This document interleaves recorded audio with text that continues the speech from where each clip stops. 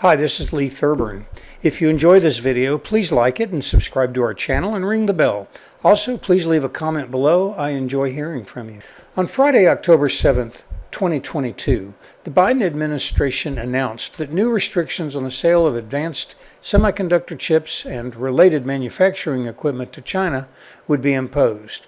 This is a specific and direct attempt to limit the ability of the Chinese Communist Party to upgrade their military systems with more powerful processors. While I support this move by the Biden administration, I believe that it's just a small step in the right direction and that many more substantial steps should be taken in the near term. I believe that the United States and the Western world, includes Japan, Korea, Australia, and India, should fundamentally change their attitude towards China and begin to treat China as the belligerent and dangerous threat that it has become. My problem is with the Chinese Communist Party, not the people of China, who are mostly unaware of the degree to which the Chinese Communist Party is accelerating China's path into conflict with the Western world.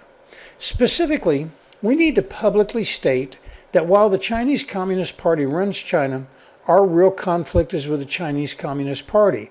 However, the Chinese people permit the Communist Party to rule, and we cannot continue to ignore fundamental differences that have heretofore been largely left out of our economic working relationship with China.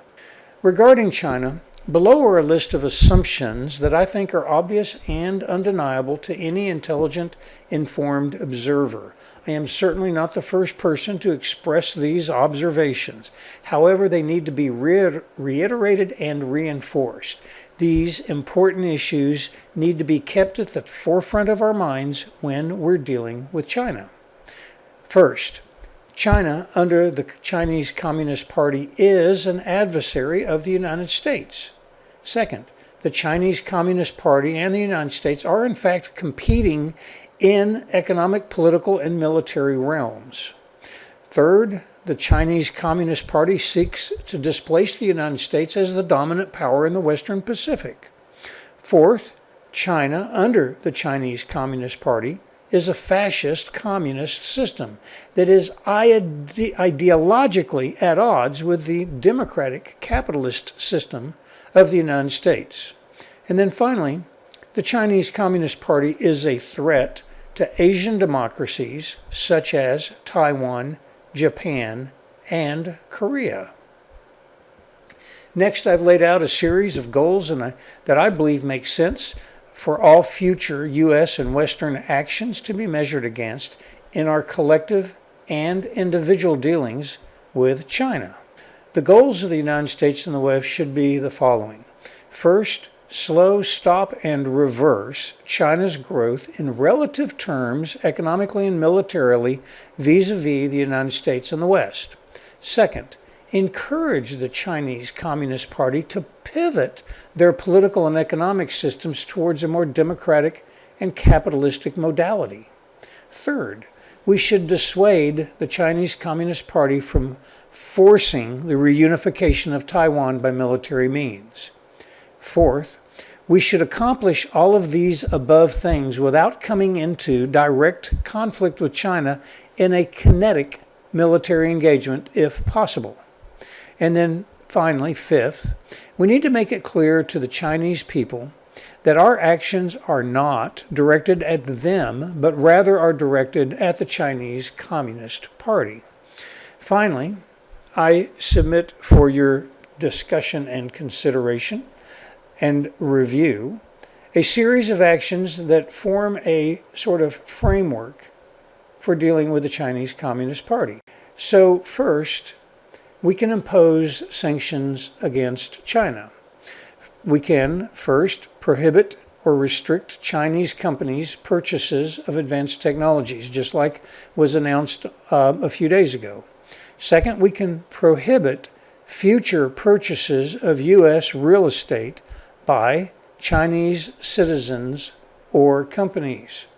And then next, we can require that Chinese citizens and or companies actually divest themselves of their holdings of U.S. real estate. Now, I want to tell you why I think these are things that make sense. The Chinese Communist Party is not likely to change its direction to a more democratic and capitalistic system without tremendous pressure from the population that they control.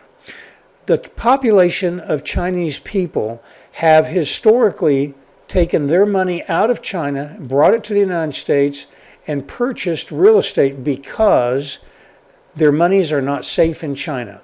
China doesn't have a personal property fundamental rule of law. And what that means is that whether it's real estate or stocks or pretty much anything else that Chinese people can purchase, they don't ever truly own it. It's really just property of the communist state of China. And so they take their money outside of China to try to protect it. Their favorite place to do that is the United States, although plenty of other countries are beneficiaries of them buying real estate. If we deny the Chinese people the ability to buy American real estate, and if we require that the Chinese people and or companies divest themselves of U.S. real estate holdings, what will fundamentally happen is they will lose the ability to protect their investments in the safest economy on the planet, and that will cause them to be more concerned about how their own country actually manages its economy. Because the Chinese economy is so horribly mismanaged, they need to get their money out of China. Well, if we deny them the ability to place their money in the United States, then a couple of things happen. Number one, they become much more concerned about how their country manages their economy, and they're much more likely to then put pressure on the Chinese Communist Party to shift or move in the direction of a democratic capitalistic system. And second, prices of real estate in the United States have become so overbid and overpurchased that there is plenty of room for a divestment of Chinese investment in real estate in the United States without damaging the U.S. real estate market, but at the same time alleviating or relieving some of the upward pressure on real estate prices in the United States. So there's a win-win on both sides of the equation for that particular real estate goal. So no longer permit the purchase and require divestment. Now, no longer permitting the purchase of U.S. real estate should be done immediately, and requiring divestment of U.S. real estate by Chinese businesses and individuals should be something that is announced and has a future date, 2, 3, 4 years into the future. And then it needs to have government oversight to make sure that a variety of different kinds of end-run ways to bypass the government's decision on that are not put into place. So that's the first way that we can encourage the Chinese Communist Party to shift into the direction of a more democratic capitalistic modality. Second, we can impose sanctions on U.S. companies. First, we can prohibit any company in the United States that seeks ever to provide products or services to the U.S. government. We can restrict them from having any sourcing for any of their products or services from within China by any subsidiary unit of any sort.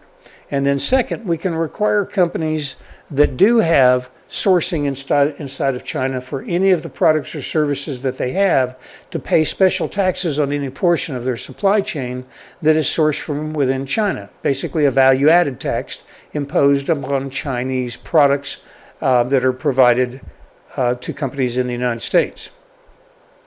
Third, we can impose sanctions against nations.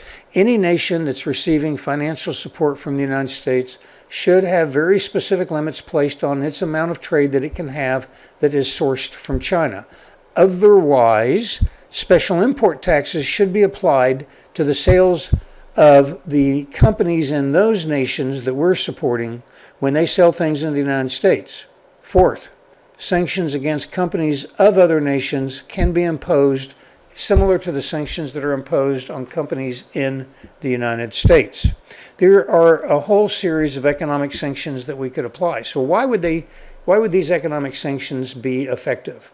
Basically, it's because over 25% of Chinese exports go directly to either the United States or to countries who are politically and militarily aligned with the United States. These are countries that are as threatened by China as the United States is. In addition, approximately another 10% of Chinese exports go to countries who have a more significant economic and military relationship with the United States than they do with China. And so they would be very much encouraged and very likely to follow suit with the sanctions that I am suggesting. Now, I'd like to put a special note in here, and that is that I am not saying that we should use the SWIFT banking system as an economic lever, except in the last resort. For example, if China were to actually engage in military actions with Taiwan or any other democratic nation in the Western Pacific, then we should immediately deny SWIFT banking access to them. All of the sanctions that I've listed above are relatively high level in their concepts and relatively generic. So there's a lot of leeway. Imposing sanctions can be divided out into more specific industrial sectors and applied against more specific targeted companies than the generic that I'm suggesting. All sanctions should be announced with implementation dates in the future so that there is adequate time for two things to happen. There should be time to allow U.S. and foreign companies to initiate alternative manufacturing and assembly facilities outside of China, and there should be time allowed for the Chinese people and the Chinese Communist Party to fully understand the ramifications of the sanctions and their decisions relative to them. The goal here is to signal in advance that accommodations are being made to prevent catastrophic economic collapse and to allow time for the Chinese Communist Party to devise a prudent response. The U.S. should make the desired result, which is democratization and capitalistic transformation, well understood. It should be clearly communicated that sanctions can be eased and reversed as and if China begins to make changes to its behavior and its rhetoric. If and when China begins to take concrete steps to move in the desired direction, then appropriate revisions to the sanctions should be considered and then implemented. As a matter of historical perspective, there are two reasons that the United States opened relations with China during the Nixon presidency. The first was to distance China from Russia, the Soviet Union, and thereby weaken Russia's geopolitical position, while at the same time strengthening the United States' geopolitical position. The second reason was that the United States offered the carrot of a globalized world that is open to free trade and access to the lucrative United States market to China. And we did that at least in part with the hope that they would move towards a more democratic and capitalistic economic and political system. Instead of responding as we hoped, China simply took advantage of our generosity and has worked diligently to supplant the United States in both economic and military realms, all the while sticking to their ideological fundamentals and recently even doubling down ideologically. China's brief flirtation with open internal markets and capitalism is rapidly closing, and they are returning to a less open societal model. In the intervening years, the Soviet Union has collapsed, and the new Russian Federation has become more aggressive in their international posturing and policies. It is time for generosity and patience with China and Russia to pass. It is now time for the United States and the Western world to play economic hardball. Our economies are one of our major strengths. In fact, our economies are our foundational strength. We should be using our economic might as a tool to avoid having to come into military confrontation with either Russia or China. We are not wielding our economic power effectively. It needs to be focused, it needs to be understood, and there need to be clear-cut goals expressed. That is what I'm proposing. I would love to hear your thoughts. If you like this video, please click the like button. Please subscribe to my channel, and by all means, please leave a comment. I love hearing from you. Thank you for watching.